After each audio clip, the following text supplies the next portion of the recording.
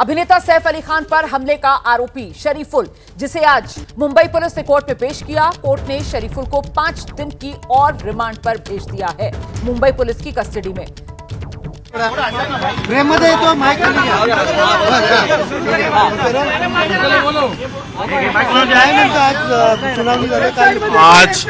आज कोर्ट में पहली बात तो फर्स्ट रिमांड में सेक्शन बढ़ाने की बात की गई थी। 109 जो ऐड करने जा रहे थे पुलिस ने, वो आज ऐड नहीं किया है। बाकी उन्होंने जो इन्वेस्टिगेशन का जो प्रोग्रेस बताया है, जो मेरे ख्याल से जो लास्ट टाइम जो रीजन लिए वही सेम रीजन आज ही लिए गए हैं। ऑलरेडी उन्होंने जो वेपन है वो रिकवर कर लिया गया है और उनके जो क्लोथ्स है वो भी रिकवर कर लिए गए, और जो फॉरेंसिक को जो भेजना चाहिए था उनको, उन्होंने वो सारी चीजें सेंड कर दी है। लेकिन जो इन्वेस्टिगेशन के पॉइंट ऑफ व्यू से जो पुलिस कस्टडी मिलनी चाहिए थी, आज कोई सफिशिएंट रीजन नहीं था पुलिस कस्टडी मिलने के लिए, क्योंकि ऑलरेडी मैंने एक पॉइंट रेज किया है कि वेपन रिकवर एक्यूज की presence is not required, because if custody is when required when the accused need to be shown something, but already the investigation has been done by the police officer. Just because of the hype, the matter is so hype, it has been taken into the consideration by the court and it has given the 5 days police custody.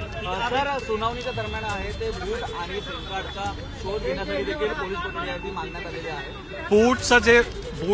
Boot का जो बोला गया है वो गलत है, क्योंकि देखो when he was arrested, that time the police had visited to his house and already the search has been done. During that search, entire clothes and every belongings of the accused had been seized, and the accused was taken into the interrogation, and that time everything has been seized. Now SIM card बद्दलही विचारलं गेलं, SIM card बद्दल तो माहिती देत नाही असं सांगितलं, नेमकं काय? ते चुकीचं आहे। सिम कार्डची माहिती तो कसं काय देणार? ते जे ऑलरेडी जे सिम कार्डची माहिती आहे त्यांना जे ऍप्लिकेशन देऊ, जो नेटवर्क तो यूज करतोय त्याच्या नेटवर्क तू सीडीआर वगैरे काढलं तर त्यांना माहित पडते। त्याच्यासाठी आरोपीची कस्टडीची का गरज आहे? सीधे आपको लेकर चलेंगे, हमारे साथ हमारे सहयोगी मृत्युंजय इस वक्त मौजूद हैं और जरा जानते हैं मृत्युंजय से। मृत्युंजय, हथियार और जो कपड़े आरोपी ने पहने हुए थे वारदात के समय, वो सब बरामद कर लिए गए हैं। ये जानकारी मुंबई पुलिस की तरफ से अदालत को दी गई और साथ ही साथ मुंबई पुलिस ने जो रिमांड मांगी, अदालत ने 5 दिन की रिमांड और मुंबई पुलिस को दे दी है इस आरोपी की। बताइए जरा विस्तार से क्या कुछ हुआ है कोर्ट में आज।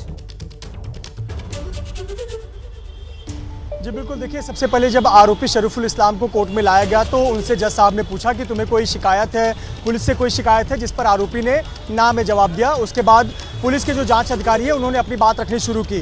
उन्होंने 3 मुख्य बिंदुओं के आधार पर 7 दिन की रिमांड मांगी थी।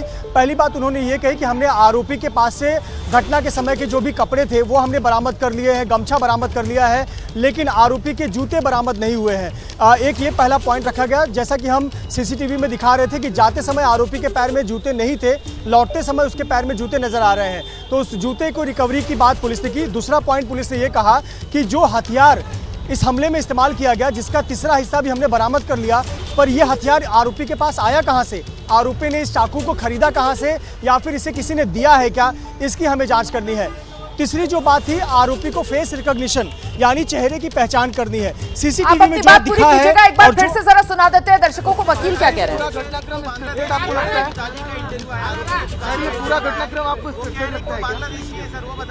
पूरा घटनाक्रम देखो, अभी इन्वेस्टिगेशन में ऐसा कोई भी प्राइमा फेसी कॉन्क्रीट एविडेंस दिया नहीं गया है कि उसमें पता चलता है कि एक्यूज ने ये ऑफेंस किया।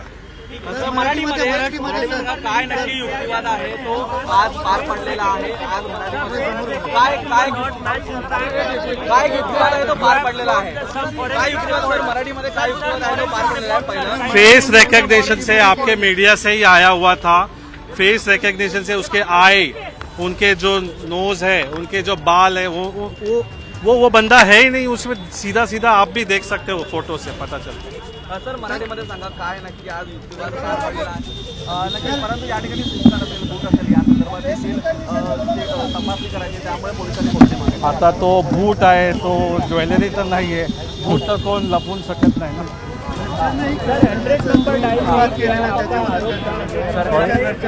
फॅमिली मेंबरला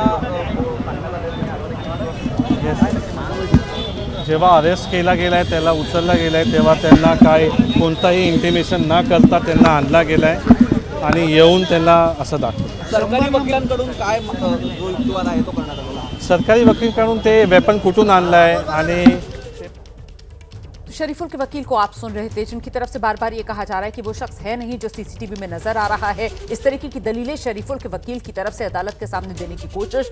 इस बीच एक बार फिर से मृत्युंजय का रुख करते हैं और मृत्युंजय विस्तार से बता रहे थे कि पुलिस की तरफ से जो रिमांड की मांग की गई, जिसके आधार पर अदालत ने 5 दिन की और रिमांड पुलिस को दे दी है आरोपी शरीफुल की। उसमें मृत्युंजय, आपने अभी तक ये बताया कि साहब हथियार तो बरामद कर लिया गया, लेकिन आरोपी के पास वो हथियार कहां से आया? क्या उसने किसी से खरीदा या फिर किसी से उसने लिया, कहीं से चुराया? उसका जवाब तलाशना है पुलिस को। साथ ही वो जो जूते हैं जिनकी गुत्थी, क्योंकि जब सीसीटीवी में ऊपर जा रहा था तो नंगे पैर था, जब नीचे उतर कर आ रहा था सैफ अली खान के घर से वारदात को अंजाम देने के बाद, तब वो जूते थे। वो जूतों की पुलिस तलाश कर रही है। और क्या कुछ मुंबई पुलिस की तरफ से कोर्ट को बताया गया? मृत्युंजय जी बिल्कुल, जो तीसरी बात है वो थी फेस रिकॉग्निशन को लेकर। सीसीटीवी में जहां जहां पर आरोपी कैद हुआ है वो और जो पुलिस की गिरफ्त में आया आरोपी, इन दोनों की चेहरों की फेस रिकॉग्निशन यानी कि एक फॉरेंसिक जांच करनी है कि वाकई में जो सीसीटीवी में दिखने वाला व्यक्ति है वही आरोपी है। ये जांच बहुत महत्वपूर्ण है। ये 3 प्रमुख बातें कोर्ट द्वारा रखी गई। इसके साथ ही साथ पुलिस ने ये भी कहा कि हमें इस बात का शक है कि शायद इसकी मदद किसी ने की होगी, तो इसके मददगार कौन रहे हैं, हमें इसकी भी जांच करनी है। इसी आधार पर पुलिस ने 7 दिनों की रिमांड मांगी थी, लेकिन कोर्ट ने 5 दिन की रिमांड दी। लेकिन आपको बता दें कि डिफेंस ने 8 से 10 बातें रखी थी। उन 8 से 10 बातों को मैं छोटे संक्षिप्त में आपको बताना चाहूँगा। एक तो पुलिस डिफेंस की तरफ से पहला ये कहा गया कि 5 दिन की पहले ही कस्टडी दी जा चुकी है और ऐसे पर जो पर्याप्त सबूत थे, कड़ियों को जोड़ने का काम था, पुलिस कर चुकी है। दूसरी बात ये कही गई कि सभी जो विटनेस है इस केस के, उनके बयान दर्ज किए जा चुके हैं। तीसरी बात ये कहा जा रहा है कि शूज़ जो है रिकवर करना बाकी है। डिफेंस का ये कहना था कि जब सारे कपड़े बरामद कर लिए गए, सैफ अली खान से जो वस्त्र थे, जो भी गमछा था इत्यादि बरामद कर लिया गया, तो शूज़ बरामद करने के लिए आरोपी की क्या आवश्यकता है। चौथी जो बात कही गई, ये कहा गया कि सीसीटीवी में जो व्यक्ति दिख रहा है सैफ अली खान के घर के 6ठी मंजिल पर लगा हुआ, वो व्यक्ति और आरोपी जिसे कोर्ट में पेश किया गया, ये दोनों एक नहीं है। जो सबसे बड़ी बात डिफेंस ने दावा किया है, ये दोनों अलग अलग हैं। इसके अलावा ये कहना है कि जब फॉरेंसिक टेस्ट करनी है, इसके लिए आरोपी की कस्टडी की क्या आवश्यकता है। ठीक है, बहुत शुक्रिया आपका मृत्युंजय इस तमाम जानकारी के लिए।